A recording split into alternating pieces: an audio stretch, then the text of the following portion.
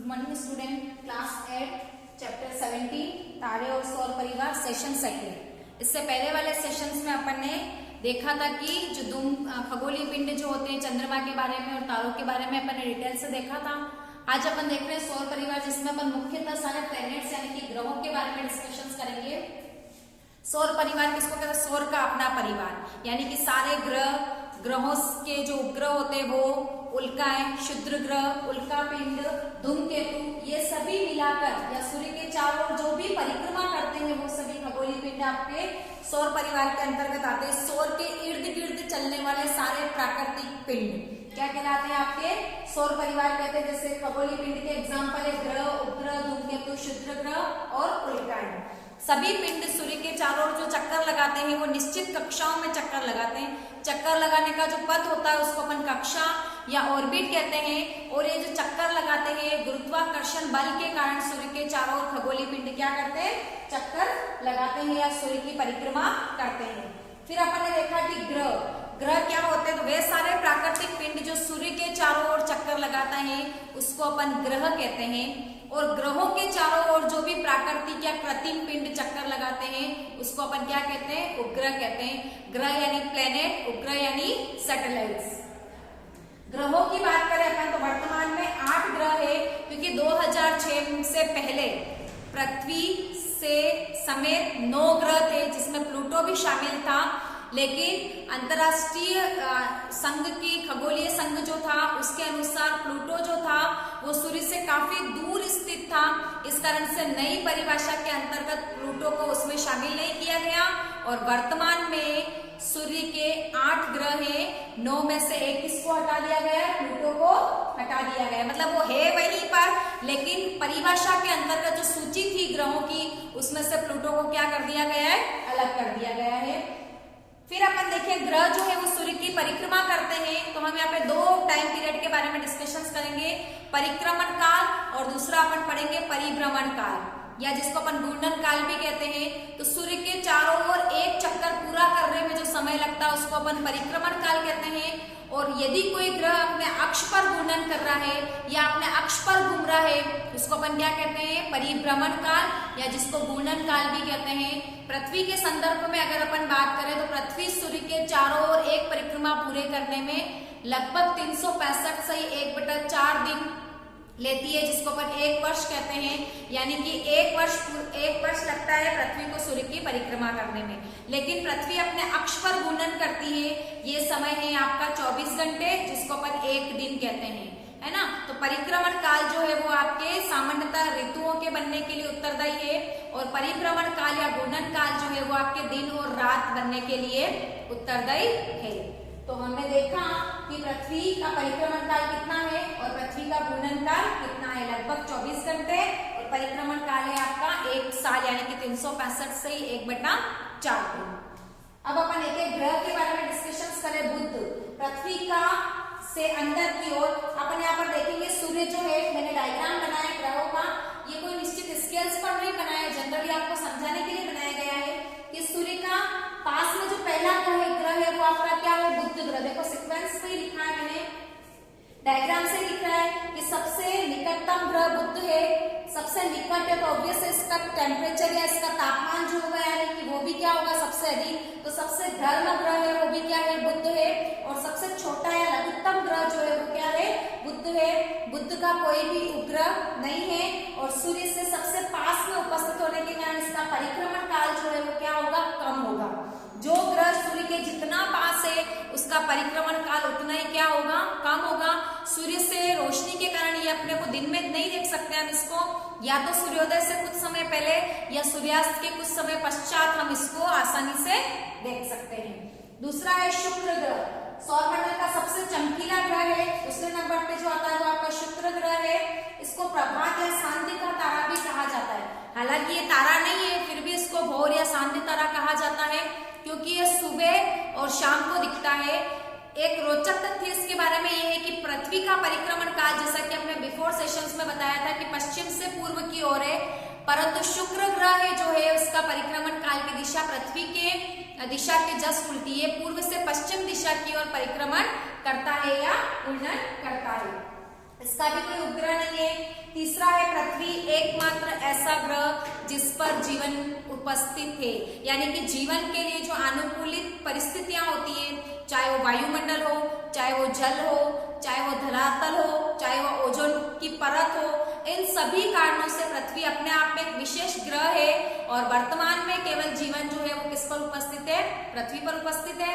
पृथ्वी का एकमात्र प्राकृतिक उपग्रह जो है वो आपका क्या है? चंद्रमा है। और पृथ्वी का परिक्रमण और परिक्रमण काल मैंने आपको पहले भी बताया 24 घंटे और 365 से 1/4 दिन है। देखिए आप तीसरा ग्रह जो है वो हमारा क्या है? पृथ्वी है। फोर्थ है मंगल, ये हल्का सा लाल, पृथ्वी को हम जनरली नीला ग्रह भी कहते हैं क्योंकि अंतरिक्ष से देखने पर इसका रंग अपने को कैसा दिखता है? नीला। क्यों दिखता है? क्योंकि लगभग इसका 2/3 भाग जो है वो जल से ढका हुआ है, यानी कि 70 से 71% भाग जो इस पर पृथ्वी पर क्या है? जल विद्यमान है। इस कारण से इसको ब्लू प्लेनेट या नीला ग्रह भी कहा जाता है। मंगल अपने को हल्का लाल रंग का दिखता है और मंगल ग्रह जो है वो पृथ्वी की कक्षा के बाहर का प्रथम ग्रह है।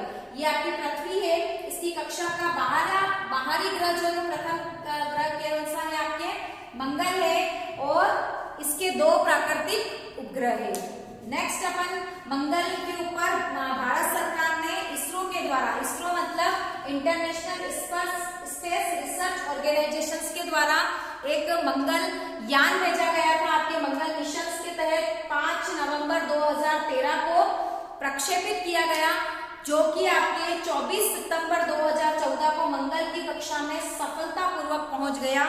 और ऐसा करने वाला भारत विश्व का प्रथम देश हुआ जिसने अपने प्रथम प्रयास में ही मंगल की कक्षा में अपने यान को प्रक्षेपित किया और उसको सफलतापूर्वक उसने वहां पर जाकर पहुंचा। सबसे बड़ी उपलब्धि थी। बहुत कम खर्च में और बहुत कम समय में भारत ने अपने इस मिशन को अंजाम दिया और विश्व में पहले स्थान पर अपना वर्चस्व या अपना सर्वोच्च स्थान प्राप्त किया।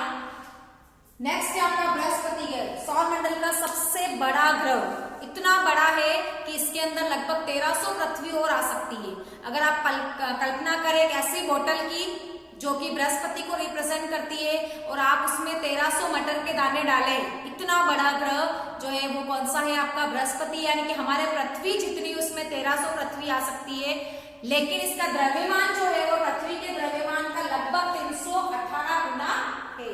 इसके सबसे ज्यादा उपग्रह है लगभग 79, 12 अभी नए उपग्रह की खोज हुई है, तो टोटल मिलाकर इसके 79 यानी कि 79 उपग्रह जो है वो बृहस्पति ग्रह के है। उसके बाद अपन देखिए शनि, पीला ग्रह है और चारों तरफ इसके बहुत सुंदर वलय पाए जाते हैं, जो कि इसकी विशेषता है। इसकी एक विशेषता और है कि सबसे कम घनत्व वाला ग्रह है। जल से भी इसका घनत्व जो है वो कम होता है। तो हम जस्ट कल्पना करें कि अपन शनि ग्रह को अगर पानी से भरे हुए तालाब में डालें तो पानी के ऊपर क्या करेगा? तैरेगा।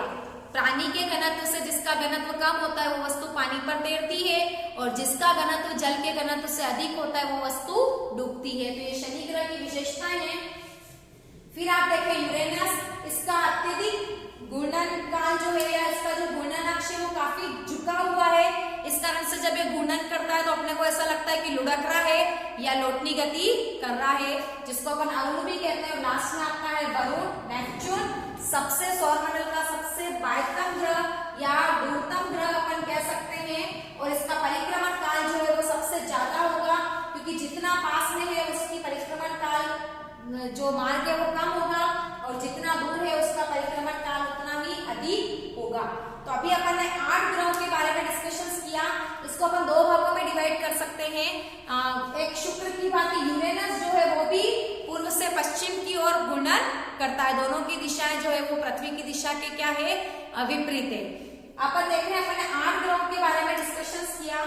तो जो स्टार्टिंग के 4 ग्रह है, यानी कि अपन शुरुआत से देखें बुध से लगाकर मंगल तक के जो ग्रह है वो आपके क्या कहलाते हैं? आंतरिक ग्रह कहलाते हैं या इंटरनल प्लेनेट कहलाते हैं। क्वेश्चन आता है कि आंतरिक ग्रहों के नाम लिखो, तो 4 ग्रह आपके आंतरिक हैं।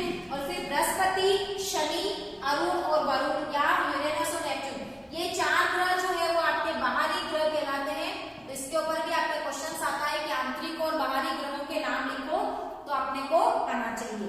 अभी अपन ने ग्रहों के बारे में डिस्कशन किया। नेक्स्ट अपन देख रहे हैं धूमकेतु, चमकीले सिर और लंबी पूंछ वाले पिंड जो होते हैं वो आपके धूमकेतु कहलाते हैं। उसके ऊपर अपन देखें क्षुद्र ग्रह, मंगल और बृहस्पति के मध्य में पाए जाने वाले छोटे पिंड। देखिए ये बृहस्पति और मंगल के बीच में पाए जाने वाले छोटे छोटे पिंड है जो कि इन दोनों के ग्रहों के बीच में परिक्रमा करते हैं, उसको अपन क्षुद्र ग्रह कहते हैं। धूमकेतु जो है वो लगभग लंबी सिर और पूंछ में डिवाइड होते हैं और सूर्य के जितने पास में जाएंगे वैसे वैसे धूमकेतु की पूंछ जो है वो बढ़ती जाती है। आप इसका सिंपल नाम देखें तो इसको अपन क्या कहते हैं, धूमकेतु जो है वो काफी कह सकते हैं छोटे छोटे पिंड होते हैं और सूर्य के चारों ओर परिक्रमा करते हैं और ऊर्जाओं को क्या करते हैं, उत्सर्जित करते हैं। धूमकेतु जो है वो एक ऐसा विशेष धूमकेतु हेले का जो धूमकेतु है वो 76 साल के अंतराल के पश्चात अपने को दिखाई देता है। ये 1986 में देखा गया था, अब लगभग 2065 में इसके देखने की संभावना है। धूमकेतु के बारे में लोगों की बहुत सारे अंधविश्वास हैं कि धूमकेतु से अतिवृष्टि होती है या बहुत सारी बीमारियां हो सकती है, लेकिन ऐसा कुछ नहीं है। जस्ट ये अंधविश्वास से लोगों का परिकल्पना है। बाकी वर्तमान में एक खगोलीय पिंड है और सूर्य के चारों ओर क्या करता है, परिक्रमा करता है। लास्ट है अपना उल्का है, उल्का पिंड जिसको अपन टूटता तारा, शूटिंग स्टार कहते हैं। आप लोगों ने देखा था कुछ कुछ होता है में टूटता तारा दिखाते हैं तो सब लोग कहते हैं कि टूटते तारे को देखकर मन्नत मांगनी चाहिए। ये जस्ट एक मिथ्या है, ऐसा कुछ नहीं होता है। एक्चुअली टूटता तारा क्या होता है, उल्काएं होती है जो कि जब वायुमंडल से में प्रवेश करती है, पृथ्वी के वायुमंडल में, अंतरिक्ष में किसी प्रकार का कोई माध्यम नहीं है। जैसे ही वो उल्काओं के टुकड़े जो होते हैं वो तेज गति से आते हुए पृथ्वी के वायुमंडल में प्रवेश करते तो घर्षण के कारण वो जल जाते हैं और अपने को प्रकाश के रूप में दिखाई देते हैं और समाप्त हो जाते हैं, वाष्पित हो जाते हैं। कभी कभी क्या होता है कि बहुत बड़ी बड़ी उल्काएं जो होती है वो पृथ्वी के वायुमंडल में प्रवेश करने के साथ में वाष्पित नहीं होकर पृथ्वी पर आकर गिरती है, जिसको अपन क्या कहते हैं, उल्का पिंड कहते हैं। और उनसे पृथ्वी पर बड़े बड़े गड्ढे का निर्माण होता है और उन उल्का पिंड के गिरने से ही वैज्ञानिक जो है वो पृथ्वी के निर्माण या सौरमंडल के निर्माण के बारे में रिसर्च करते हैं, अनुसंधान करते हैं और निष्कर्षण या कंक्लूजन्स निकालते हैं।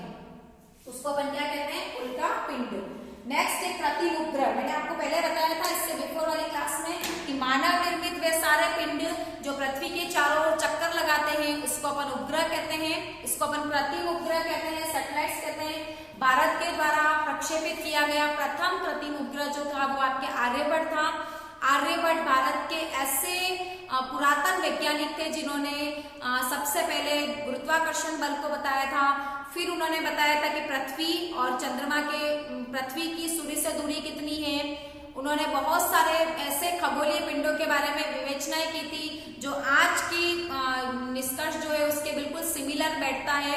उन्होंने आर्यभट्टी एक ग्रंथ लिखा था जिसके अंदर उन्होंने दिन रात का बनना, पृथ्वी गोल है इसके बारे में, पहले ये माना जाता था कि पृथ्वी जो है वो अचल है, लेकिन आर्यभट्ट ने बताया कि नहीं, पृथ्वी अपने अक्ष पर घूमती है और उसी कारण से दिन रात और मौसम परिवर्तन संबंधी घटनाएं होती है। तो आर्यभट्ट भारत के विज्ञान के क्षेत्र में अपना विशेष और सर्वोच्च स्थान रखते हैं। उनके सम्मान में सबसे पहला आपका उपग्रह भेजा गया था आर्यभट्ट। तो हमारे इस सेशंस में चैप्टर कंप्लीट होता है। इससे बिफोर वाले सेशंस में अपन ने चंद्रमा, तारों के बारे में डिस्कशन किया था।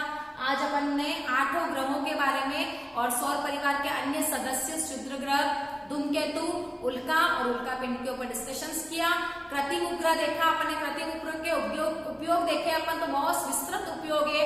सामान्यतया मौसम संबंधी भविष्यवाणी करने में, कितनी फसल उग सकती है उसके ऊपर उसकी भविष्यवाणी करने में, सैनिक गतिविधियों के नियंत्रण में, चिकित्सा के क्षेत्र में, रेडियो या संचार संबंधी उपकरणों के उसमें चलाने में, और अपन देख सकते हैं शिक्षा के क्षेत्र में भी आपके एक उपग्रह लॉन्च किया गया था जिसको एड्यूसेट नाम दिया गया था। एकमात्र ऐसा उपग्रह जो शिक्षा के क्षेत्र में काम करता है। बहुत सारे उपग्रह, इनसेंट है, IRS है, रोहिणी है, कल्पना है, ये सारे उपग्रह जो है वो आपके कृत्रिम उपग्रह है जिनको भारत सरकार समय समय पर प्रक्षेपित करती है। हमारा ये चैप्टर यहीं पर खत्म होता है।